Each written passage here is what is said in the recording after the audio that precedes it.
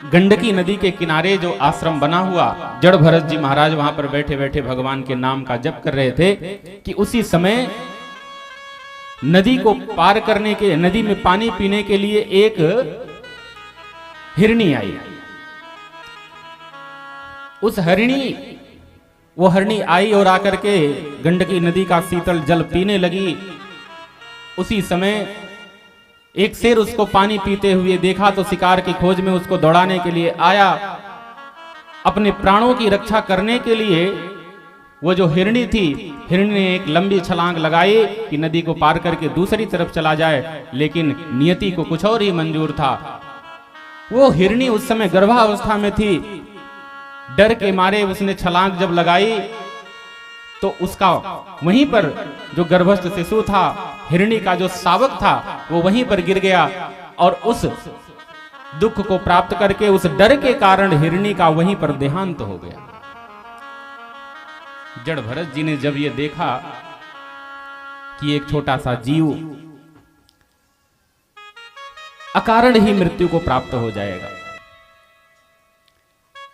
सारा पूजा पाठ छोड़ दिया। भगवान का जो जप कर रहे थे, भगवान का जप छोड़ दिया। अब संतों का हृदय तो होता ही है कोमल, किसी का दुख भला वो कैसे देख पाए। जीव का दुख एक संत से देखा नहीं गया, और संत की विशेषता भी यही है। संत वही है जो अपने दुख से कभी दुखी नहीं होता, वो हमेशा संसार के लोगों के संसार के दुखों से दुखी होता है, संसार के प्राणियों को दुख को दूर करना चाहे, वही असली संत है। आज जड़ भरत जी के जीवन में जब उन्होंने सामने देखा कि वो हिरण का शावक यदि उसको नहीं बचाया तो मृत्यु को प्राप्त हो जाएगा, सारा जप छोड़ दिया, माला छोड़ दिया, गए और जाकर के हिरणी के शावक को उठा करके ले आए। लेकिन कहते हैं कि दया बिन संत कसाई, और दया करी तो आफत आई। संत के लिए दोनों परिस्थितियां हैं कि दया करे, दया ना करे तो कहें संत कसाई है। कैसा निर्दयी संत है, सामने शावक का जो है पड़ा हुआ और उसको ऊपर दया नहीं कर रहा है, उसको बचा नहीं रहा है, और यदि उसको बचा ले तो उसका परिणाम क्या होता है, ये आपकी कथा बताएगी। जड़ भरत जी जो घर को छोड़ करके आए थे कि घर रह करके यदि जब तब करेंगे, पूजा पाठ करेंगे तो जो संसार के जो विषय हैं उसमें मन लगेगा, और वो चीजें हमको हमारी भक्ति को बाधित करेंगे। इसलिए सब छोड़ करके कहाँ आए, गंडकी नदी के किनारे, वहां आश्रम बनाया। लेकिन नियति को क्या मंजूर था, हिरणी के शावक को जब लेकर के आए तो धीरे धीरे उसके साथ जीवन बिताने लगे। अब हिरणी का शावक जैसे जैसे बढ़ने लगा, उसके साथ उनका प्रेम भी बढ़ने लगा। अब जड़ भरत जी महाराज जो दिन दिन भर माला जप किया करते थे, धीरे धीरे वो भक्ति का समय घटने लगा, क्योंकि वो अधिकतर समय उस हिरणी के शावक के साथ बीतने लगा। जैसे जैसे समय बीतता गया, हिरणी के साथ उनका प्रेम दिनों दिन और बढ़ता गया। कालांतर में समय व्यतीत हुआ और एक दिन क्या हुआ कि हिरणी, ढेर सारे हिरणों का झुंड आया, और वो जो हिरणी का शावक जब उनसे मिला तो जड़ भरत जी को त्याग करके चला गया। ये वही जड़ भरत जी हैं जो घर छोड़ करके जंगल में आए थे भगवान का जप तप करने के लिए। सब कुछ बढ़िया चल रहा था, लेकिन एक हिरणी के शावक को बचाया, उसका पालन पोषण किया, उसमें आसक्ति, उसमें मोह इतना ज्यादा बढ़ गया कि आज उसी का जीवन बचाना दुख का कारण बन गया। क्यों? हिरणी का शावक जब गया तो जड़ भरत जी महाराज दुखी रहने लगे। दिन भर यही सोचते, बताओ मैंने इसके साथ इतना समय बिताया, बचपन से लेकर के आज तक मैंने इसको पाल पोस करके बड़ा किया, लेकिन क्या हुआ, आज ये मुझे ही छोड़ करके चला गया। ये जड़ भरत की कथा से आज ये आप सीख करके जाइए, ये कथा है।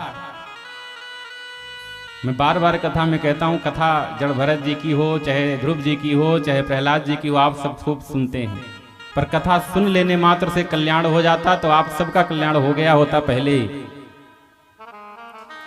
कथा के सूत्र को समझना आवश्यक है। जड़ भरत जी के कथा से आज ये सूत्र सीखने की आवश्यकता है कि जड़ भरत जी ने उस शावक को बचाया, क्या गलत किया? नहीं। उसके साथ प्रेम से रहे, क्या वो गलत किया? नहीं।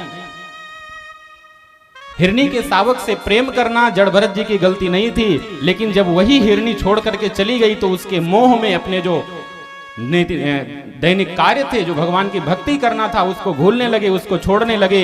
यहां गलत हो गया। यानी कि कहने का मतलब क्या, जड़ भरत जी की कथा से आज आप ये सीख करके जाइए, जब आपका प्रेम होता है किसी के साथ, चाहे किसी व्यक्ति वस्तु के साथ हो जाए, तब तक वो आपको दुख नहीं देता। जब वही प्रेम मोह में बंध जाता है, बदल जाता है, तो वही प्रेम जब मोह में बदलता है तो वही मोह आपके बंधन का कारण बनता है, आपके दुख का कारण बनता है।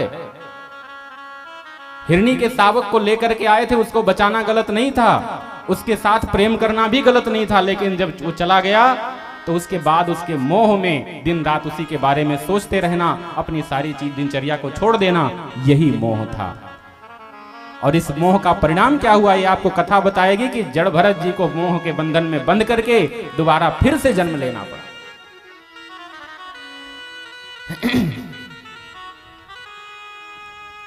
जड़ भरत जी का जब देहांत हुआ तो अंत समय तक उसी मृगी का ध्यान, उसी हिरनी का ध्यान उनके मन में रहा। और कहते हैं कि अंत में जिसका ध्यान हमारे मन में होता है मृत्यु के समय, उस समय अगला जन्म भी वही होता है। गति हमारी वही होती है जो अंत में ये जीव सोचता रहता है। पर हमारी मति क्या, हम तो जीवन भर इस माया के चक्कर में पड़े रहते हैं, इस संसार के संबंधों में पड़े रहते हैं। और जब अंत समय आता है ना, तो उस समय भी हम क्या करते हैं, दुनिया के संबंधों को ही ध्यान में रखते हैं। हमारे पुत्र पौत्रों की चिंता होती है, बेटी बेटियों की चिंता होती है। यानी कि पुनः इसी मनुष्य शरीर की आसक्ति अंत समय में भी हमारे शरीर में बनी रहती है।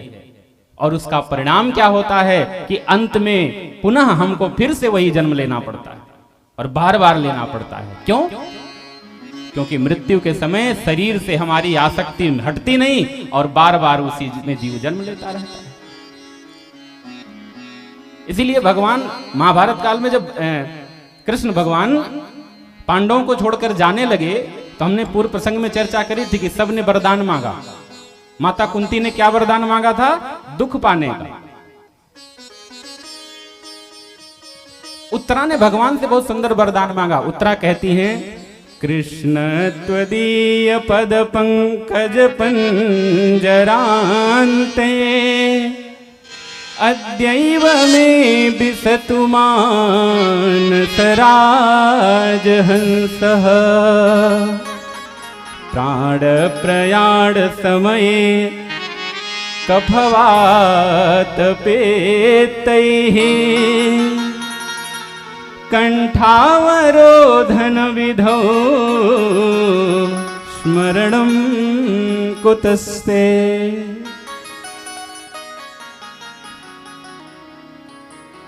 भगवान श्री कृष्ण से कहती हैं कि प्रभु आप ऐसी कृपा हमारे ऊपर करो कि आपका जो ये चरण कमल का जो स्वरूप है, ये हमारे चित्त में इस तरह से जाकर के फंस जाए कि ये आजीवन कभी निकले ही ना। जब हमारा आखिरी समय आता है, कफ वात पित्त से हमारा जब शरीर अवरुद्ध हो जाता है, प्राण अवरुद्ध होता है, हम भयंकर कष्ट पाते हैं, तो हम दुनिया के जो संसार की आसक्तियां रहती हैं उनके बारे में याद करते हैं।